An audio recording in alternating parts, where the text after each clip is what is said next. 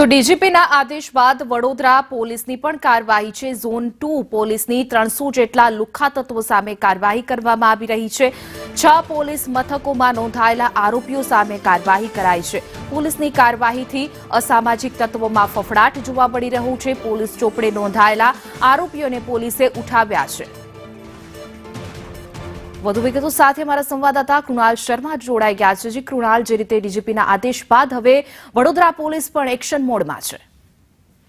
જે રીતે ડીજીપીએ આદેશ આપ્યા હતા કે 100 કલાકમાં આ અસામાજિક તત્વો સામે સમગ્ર રાજ્યમાં કાર્યવાહી કરવામાં આવે, તેને લઈને વડોદરા પોલીસ પાસે પહેલેથી જ લિસ્ટ હોવાનું પોલીસ કમિશનરે પણ નિવેદન કર્યું હતું। ત્યારબાદ ગત રોજ ડીસીપી ઝોન 2 ના વિભાગમાં આવતા 6 જેટલા પોલીસ મથકોમાં જે અસામાજિક તત્વો છે, હિસ્ટ્રી શીટરો છે કે અન્ય ગુનાઓમાં જે ઝડપાયેલા લોકો તેવા 300 લોકો સામે કાર્યવાહી કરવામાં આવી છે। મોટર એક્ટ 68ની કલમ, આ તમામ કલમો સહિત તેમને ફરીવાર તેમની સામે કાર્યવાહી થશે અને જે રીતે ગંભીર ગુનાઓ છે તે પ્રકારે જોતા તેમની સામે વિવિધ રીતે કાર્યવાહી થશે અને આ કાર્યવાહીના પગલે અન્ય અસામાજિક તત્વોમાં પણ ફફડાટ જોવા મળી રહ્યો છે।